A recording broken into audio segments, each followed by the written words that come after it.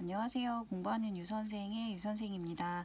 모성간호 시간입니다. 모성간호 4단원 고위험 임신 아직도 많이 남아있죠. 고위험 임신 저번 시간에는 임신 중 출혈성 합병증에 관해서 여러 가지 알아보았어요. 네, 이번 시간은 임신 관련된 고혈압성 장애에 어떤 것들이 있는지 알아보겠습니다. 이게 이 임신 관련 고혈압성 장애는 제가 임신했을 때 그 경험이 있기 때문에 잘 말씀드릴 수 있을 것 같아요. 이 분류 및 정의 우선 볼게요. 임신 20주 이후에 나타나거나 산욕 초기에 발생하는 것으로서 이제 고혈압이 나타나기 때문에 임신 관련 고혈압성 장애라고 하겠죠. 임신성 고혈압에는 우선적으로 일시적 고혈압이나 자간전증, 자간증이 이렇게 분류가 되고 있습니다. 일시적 고혈압은 말 그대로 다른 단백뇨나 부종 같은 게 나타남 없이 혈압 자체만 그 고혈압으로 나타나는 게 일시적 고혈압이고요. 그다음에 자간전증은 다른 말로 이제 해서 우리가 흔히들 말하는 임신 중독증 되겠습니다. 그래서 조금 어려운 말로 자간전증이라고 하는데, 이 자간전증의 증상은 세 가지가 있어요. 이 세 가지가 이제 합당이 돼야 자간전증이라고 하는데, 첫째로 혈압이 높겠죠. 그래서 그 위에 혈압이 130, 140 이상이고요. 아래 혈압이 90 이상일 때 혈압이 높다 해서 고혈압 증상이고요. 그 다음에 소변 검사를 했을 때 단백뇨가 나와야 됩니다. 그 혈액 자체를 이제 그 원심 분리를 소변 자체를 그 원심 분리를 해보면 밑에 말고 거기 위에 이렇게 뜨는 단백질이 이렇게 둥 뜬대요. 그래서 단백뇨가 나오면은 이제 그게 임신 중독증의 증상 중에 하나다 해가지고 이제 말을 하고요. 그 다음은 체중을 쟀을 때 부종이 있으니까 체중이 많이 늘어나겠죠. 그래서 혈압 검사, 소변 검사, 체중을 해가지고 이 세 가지가 합당하게 나타났을 때 임신 중독증이라고 할 수 있겠습니다. 그 다음 자간증은 그 자간전증의 세 가지 증상에다가 플러스 경련까지 더 심해져서 경련까지 일어나는 게 자간증 되겠습니다. 그래서 이러한 임신성 고혈압을 판단할 수 있는 기준으로는 혈압 일단 재는 거고요. 그 다음에 소변 검사에서 단백뇨 나와야 되고요. 그래서 체중 자주 체크해 주셔가지고 체중이 갑자기 급격하게 분다거나 할 때 그 부종 관찰하시면 되겠습니다. 일단 만성고혈압, 임신성 악화성 고혈압, 이행성 고혈압 등이 있는데요. 중요한 거는 이 위에 자간전증과 자간증에 대해서만 조금 유심히 봐주시면 될 것 같아요. 호발인자는 아주 젊은 초인부나 다산부의 경우 많이 나타난다고 하고요. 원인은 딱히 이제 원인 불명이라고 하는데 다태 임신인 경우에도 속한다고 합니다. 이게 다태 임신이나 유전적 성향으로도 나타나는데, 이 임신 중독증 자체가 그 모체가 자기가 이제 자기 몸 안에 있는 독소를 자기 스스로 배출하는 거는 상관이 없는데, 아기를 가졌을 때 그 아기의 그런 그 배설물이나 그 독소 같은 것도 엄마가 그거를 이제 배출을 해줘야 되는데, 자기 것만 하기 급급해서 아기 것까지 그거를 독소를 배출해내지 못하는 경우 몸 안에 독소가 쌓였을 때 그 임신 중독증의 증상을 보이는 거라고 해요. 그래서 그 간에서는 해독을 맡고 그 신장에서는 배설의 기능을 맡아서 하고 있는데, 이 간과 신장의 기능 등이 조금 미숙한 경우에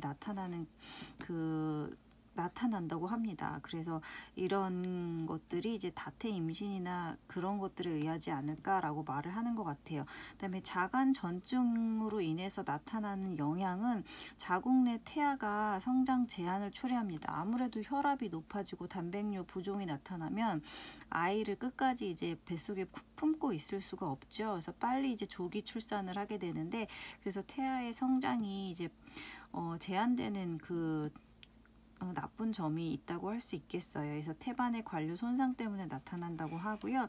그다음에 증상 보겠습니다. 자간전증의 증상으로는 아까 말씀드린 고혈압과 단백뇨 부종이 있겠고요. 자간전증에서 아까 말씀드린 경련이 합해진 자간증으로 넘어갈 수 있는 위험 신호, 그 전에 이미 자간전증이 있는데 여기서 더 심해질 수 있는 위험 신호를 몸에서 보낸다고 해요. 이 위험 신호 네 가지가 중요한데, 이 네 가지는 이제 심한 두통, 그다음에 계속적인 구토, 그다음에 눈이 침침하고 몽롱하거나 아까 그 부종에 있어서 다리의 부종뿐만 아니라 자간 전증에 가서는 뭐 손가락, 얼굴까지도 이제 부어오르는데 자간증이 넘어갈수록 몸 전체로 이제 얼굴까지 해가지고 몸 전체의 부종까지 나타나는 거죠. 그래서 이게 몸속에 그 물이 빠져나가지 못하고 이제 부종이 나타나기 때문에 반대로 소변량은 굉장히 감소를 합니다. 그리고 그 이어서 심화부의 가슴의 통증까지도 굉장히 심하게 오는데 이러한 증상들 주요 4가지 증상이 나타난다고 하면 그건 즉시 병원에 가야 하는 몸의 신호인 거예요. 그래서 이거는 이제 자간전증에서 자간증으로 넘어갈 수 있는 위험 신호를 보내는 거고 제가 보태어 말씀드릴 수 있는 거는 이러한 4가지 증상이 나타나면 즉시 병원을 가야 하는데 여기에 보태서 임신했을 때 또 다른 4가지 증상이 나타나면 즉시 병원을 가야 되는데 그걸 참고적으로 말씀드리면 임신 시에 출혈이 나타난다거나 근데 그 출혈과 그 다음에 양수 터짐으로 인해서 그 질 분비물이 뭐 나온다. 그 다음에 아니면은 그 오한 발열, 이 오한 발열은 급성 신우신장염인 경우에 오한 발열이 많이 나타난다고 하고요. 그 다음에 복통 같은 거는 뭐 자궁외 임신 같은 증상에도 복통이 나타나기 때문에 이 앞서 말씀드린 자간전증의 4가지 증상 외에 이 뒤에 말씀드린 이 4가지 그래서 합해서 이러한 총 8가지 증상에는 반드시 즉시 병원을 가셔야 됩니다. 그리고 이제 여기서는 중요한 거는 제가 이제 형광펜 쳐드린 이 4가지 증상 이거는 이제 자간증이 될 수 있는 위험 신호라는 거 좀 기억해 주셨으면 좋겠어요. 그래서 이러한 자간증의 증상은 아까 말씀드린 그 부종과 단백뇨, 혈압, 고혈압에 경련이 동반되는데 이 경련이 출산 후에 이틀까지도 계속적으로 나타날 수 있다고 합니다. 그래서 이 자간증으로 해서 조기 출산을 하게 되면 신부전이나 아까 말씀드린 뭐 신장이나 그런 간의 기능이 안 좋기 때문에 신부전, 폐부종, 부종이 많잖아요. 그 다음에 태반 조기 박리 등이 오기도 합니다. 앞서 말씀드렸을 때 그 태반 조기 박리의 원인에 고혈압 원인 불명이기도 하지만 고혈압인 경우에 태반이 조기 박리되는 경향을 보인다고도 했었어요. 그래서 이 자간증으로 인한 고혈압으로 해서 그 증상이 계속되면은 이제 태반 조기 박리가 오기도 한다고 하니까 굉장히 위험한 병이더라고요. 그다음에 치료 및 간호 보겠습니다. 원칙은 미리미리 산전 관리를 해서 조기 발견하는 게 좋겠고요. 항상 산부인과에 가서 검사하는 것들이 있죠. 임신 아기 낳기 전까지 산부인과에 매달 가서 검사를 받을 때 혈압과 체중, 소변 검사를 매번 하잖아요. 여기에 필요하다고 하면은 혈액 검사까지도 추가적으로 해서 매번 산전 관리를 하는 게 좋겠습니다. 만약에 이걸로 해서 입원을 하게 되면 일단은 절대 안정이 우선입니다. 혈압이 높아지면 안 되니까 절대 안정하고 경련이 나타나게 되면 그 앞서 뭐 폐혈증이나 경련 환자에서 치료해서 보셨듯이 병실을 조용하고 어둡게 하는 게 포인트고요. 그다음에 자치기를 유지해서 그 오른쪽 하대정맥이 눌려지지 않게 자치기를 유지하는 게 중요하고 만약에 경련이 있어서 이제 구토를 하게 된다 그러면 그 토사물로 인해서 분비물이 기도로 흡입되는 걸 방지하기 위해서 자치기 유지하는 게 중요하고요. 매일매일 체중 측정하는 거 중요합니다. 부종이 얼마만큼 진행되는지 확인이 필요하고 그 다음에 INO 체크를 해서 섭취량과 배설물 체크하는 거 중요하고 그 다음에 매번 이제 분만 징후 이런 경우에는 아이가 이제 조기 출산을 할 수 있는 염려가 있기 때문에 분만할 수 있는 징후나 태아의 심음을 측정해 주는 것도 중요합니다. 그 다음에 그 임산부에 그 식단이 있었잖아요. 고단백, 고비타민, 적절한 탄수화물, 저염의 저지방. 이 임산부한테 공통적으로 이제 적용되는 이 식단에 이 고혈압 환자는 저열량 을 포함시켜야 하겠습니다. 그다음에 경련이 아주 심할 때는 이제 진정제를 투여할 수가 있는데요. 이 진정제의 종류가 다이아제팜, 바리움, 또 바비투레이트, 페노바비탈 등이 있겠습니다. 이거는 나중에 그 양리 시간에도 나오는 부분이라고 하는데 이제 알아두면은 기본적으로 좋을 것 같아요. 그다음에 산소 공급 잘 투여해줘야 되고 요 배설량을 측정하고 혈압이 높기 때문에 항고혈압제를 투여할 수도 있어요. 그래서 항고혈압제로는 하이드랄라진이나 메틸도파가 쓰인다고 합니다. 이렇게 해서 이제 고혈압 증상 봤고요. 그 다음은 임신과 관련된 질환 다른 것들 한번 살펴보겠습니다. 당뇨병 걸릴 수 있죠. 근데 이 당뇨라는 거는 인슐린의 이제 분비 부족으로 생겨가지고 그 탄수화물이나 단백질, 지방 대사에 이상이 초래되는 증상입니다. 이 인슐린이라는 거 제가 그 성인간호 시간에도 말씀을 드린 것 같은데 그 췌장에 있는 랑게르한스섬이라는 데서 이제 분비가 되는 호르몬이잖아요. 근데 이 인슐린 자체가 이제 단백질이라고 해요. 그래서 이게 분비가 잘 돼야 되는데 분비가 안 될 경우에 대사에 이상을 초래하는 내분비 질환입니다. 그래서 이 인슐린 관련되거나 또 뭐 갑상선 이런 질환 관련돼서는 내분비 질환이라는 것도 조금 기초 상식으로 알아두셨으면 좋겠어요.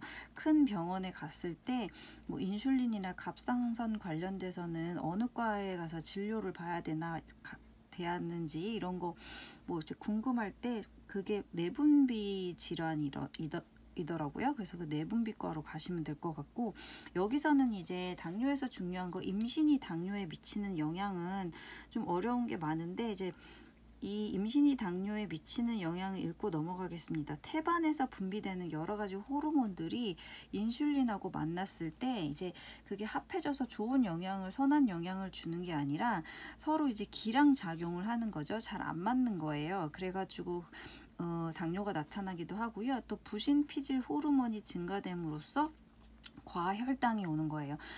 피 안에 혈당이 높아져서 더 끈적끈적해지니까 더 많은 인슐린이 몸속으로 이제 나가는 거죠. 그래서 그 정상 임산부도 각 당뇨가 올 수도 있다라는 소견이 있어요. 근데 이제 그래서 당뇨가 나타날 경우에는 이제 정밀 혈액 검사를 해서 진짜 당뇨가 있는지 확인해 볼 필요가 있고요. 그다음에 중요한 거는 여기서 당뇨병이 임신에 미치는 영향입니다. 임산부에게 당뇨병이 있을 경우에 가장 이제 중요한 게 감염에 유의해야 된다고 해요. 그래서 비뇨 생식계에 이제 유의를 해야 되는데 그 감염 증상이 모닐리아 질염이나 뭐 요로 감염증 이런 것처럼 생식기에 관련된 감염 위험이 이제 증가한다고 합니다. 임신을 하게 되면은 그 질 상피에 이제 글리코겐이 형성되면서 그런 그 모닐리아 질염 이런 게 잘 생길 수 있다고 하네요. 그다음에 임신성 고혈압이 4배로 증가가 되고요. 양수 과다증의 그 빈도가 높아진다고 해요. 이 양수가 과다가 되면은 아무래도 그 그 무게를 이기지 못하고 조기 파막이라 그러나 그 다음에 그걸로 인해서 아기가 일찍 조산이 되고 그 제대가 또 그 압력으로 인해서 탈출이 되는 경우가 있어서 산후 출혈의 위험까지도 있습니다. 그래서 이 양수 과다증도 되게 위험한데 당뇨가 있으면 양수 과다증의 빈도가 높아져서 그 조기 그 출산으로 인한 산후 출혈도 높아지고 또한 여기서 중요한 건 태아 거구증이에요. 아이가 이제 크게 이제 태어나는 그 태아 거구증이 당뇨병의 그 증상인데요. 태아에게는 거구증이 나타나기 때문에 제왕절개나 조기 출산을 할 수밖에 없어요. 그 다음에 모체가 당뇨가 있으면은 그 아동간호 시간에서도 얘기를 했는데 엄마의 그 끈적끈적한 피를 아기가 계속 먹고 자랐었기 때문에 아기가 태어나서도 그 아기의 피가 이제 끈적끈적하잖아요. 그래서 몸에서 이 끈적한 피를 없애기 위해서 인슐린을 오히려 과다로 분비를 시켜버리는 거죠. 그래갖고 거꾸로 저혈당증이 오게 된다고 합니다. 근데 그 다음에 저혈당증은 태아에게 오게 되기도 하고 저칼슘 혈증이나 선천기형 호흡 곤란의 안 좋은 점들이 태아에게 나타난다고 해요. 그래서 당뇨가 임신에 미치는 영향에서는 감염이 잘 나타난다. 그 다음에 태아에게는 거구증이 온다는 거 포인트로 좀 알고 계셨으면 좋겠습니다. 그다음에 진단으로는 제가 산부인과 실습을 나가 보니까 그 적절한 시기에 그 당 주스를 마시게 한 다음에 혈액 검사를 하더라고요. 그래서 포도당 100g을 경구 투여한 후에 혈액 검사를 하는 게 진단 검사겠습니다. 당뇨에서 가장 좋은 거는, 당뇨는 완치는 없다고 해요. 그냥 그 치료가 됨으로써 이제 꾸준히 그거를 조절을 시키는 건데, 가장 중요한 게 그 당 조절에 있어서 식이요법입니다. 식이요법 알아두시고요. 그 다음은 적절한 인슐린을 투여하고, 그 다음에 운동요법을 해가지고 당이 높아지지 않게 이제 하는 거죠. 그래서 이러한 그 자가 관리로 인해서 당 조절을 관리시켜주는 게 그 치료법이고요. 이 당 조절을 시켜줌으로써 가급적 제왕절개를 안 하고 정상 신생아를 분만하도록 도와주는데 의의가 있겠습니다. 아기를 낳기 전인 산전에는 아까 말씀드린 식이요법이나 인슐린 주사를 통해서 이제 관리를 해주고요. 구강 저혈당 약물은 금지입니다. 그 다음에 당내성 검사나 요검사를 통한 꾸준한 검사로 관리를 해주고, 분만 시에는 34나 36주부터 이제 입원을 시켜가지고 이제 관리를 해주면서, 만약에 이게 거대하다 싶을 때는 제왕절개를 해주는 게 포인트죠. 그다음에 산 후에도 인슐린을 이제 인슐린 조절을 해가지고 혈당을 조절하고요. 그다음에 여기에서는 또 경구 피임제나 자궁 내 피임 장치를 사용하면 안 된다고 하네요. 이게 뭐 안 좋은 작용을 하나 봐요. 그 다음에 이렇게 태어난 아이들은 이제 아무래도 정상적인 아이들과 다르고 그 당뇨를 갖고 있기 때문에 선천적인 태아의 건강 사정이 꼭 필요하겠습니다. 그 다음은 이제 두 번째, 심장질환 보겠습니다. 사실상 이 심장질환을 갖고 있으면 가급적 이제 그 아기를 갖는 거를 이제 권유하진 않죠. 그래서 굉장히 위험한 질환이라고 해요. 선천성 심장질환이 가장 흔하다고 하고요. 임신이 심장질환에 미치는 영향을 보면, 임신을 하게 되면 산모가 기본적으로 혈액량이 한 1500ml 정도가 증가를 한다고 해요. 그래서 그 혈액이 증가하면은 그 증가된 혈액을 이제 움직여야 되기 때문에 심장에 무리가 오는 게 당연하겠죠. 임신 28에서 34주에는 그 늘어난 혈액량 증가로 심박출량이 30에서 50% 증가가 됩니다. 안 그래도 임신을 하게 되면 혈액량이 증가를 해서 심박출량이 증가가 돼야 되는데, 그 심장 질환이 있는 임산부들은 이러한 심박출량 증가가 굉장히 심장에 무리가 오겠죠. 그래서 심장 질환이 임신에 미치는 영향은 이러한 심장 과부하 이런 걸로 인해 가지고 아이들이 이제 오래 뱃속에 오래 머물러 있지를 못하잖아요. 그래서 빨리 아이들이 조산을 하기 때문에 저체중아가 많다고 합니다. 그래서 심장 질환인 임산부들은 저체중아나 조산아를 출산한다는 게 특징이고요. 그다음에 이러한 신부전의 증상으로는 점진적인 증상에서는 이제 심한 피로감, 그다음에 아무래도 그 심박출량을 감당하기가 힘들기 때문에 운동 시에 호흡 곤란이 오고 청색증이 오겠죠. 그다음에 급격한 증상으로는 혈압 저하나 빈맥, 심기 항진이 오겠습니다. 이러한 것들은 임신 초기에는 그 추가적인 심장 활동 부담을 견디는 동안에도 증상이 나타나진 않는데, 이게 점점 후기로 갈수록 심장이 지쳐버리는 거예요. 그래서 견디지 못하게 되면 손과 발에 부종이 생기면서 막 얼굴 창백해지고 호흡 곤란이 오고 기침하면서 극단적으로는 이제 심장 마비의 그런 위험까지 있습니다. 그래서 이게 굉장히 심장 질환이 있는 임산부에게 있어서 임신은 굉장히 위험한 그 결단이라고 할 수 있어요. 그럼에도 불구하고 이제 임신을 하셨다면 산전에는 최대한 스트레스를 최소화시켜서 심장을 빨리 뛰게 하는 일을 이제 만들면 안 되겠죠. 그다음에 충분한 휴식을 하고, 그다음에 자치기, 그다음에 감염 예방, 그다음에 이런 분들에게 있어서는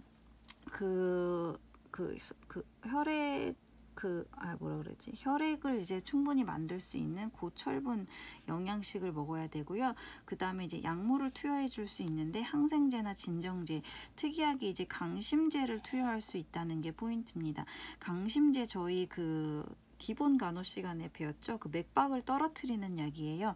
맥박을 이제 떨어뜨리면서 동시에 심장의 수축을 이제 그 강하게 이제 내뿜을 수 있도록 해가지고 그 심장 기능을 정상적으로 돌리는 기능을 갖고 있기도 하죠. 그다음에 산 후에는 분만 후 24시간을 집중 관찰한 게 필요하고, 복압에 그 아이를 품고 있다가 갑자기 뭐 차라리 임신하고 있을 땐 괜찮은데 아이를 내보냄과 동시에 그 양수가 빠져나가면서 복압의 갑작스러운 변화 감소가 이제 감당이 안 될 수도 있기 때문에 복대를 사용하는 게 좋습니다. 그 다음에 출혈 양상을 관찰하는 게 포인트고요.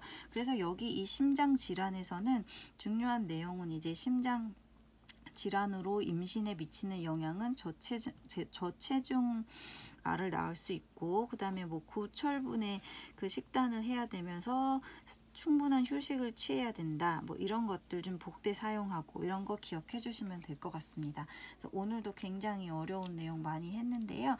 다음 시간 이어서 계속 이제 그 고위험 임신에 관해서 좀 알아보겠습니다. 따라와 주셔서 감사하고요. 그 다음에 다음 시간에 또 뵐게요. 감사합니다.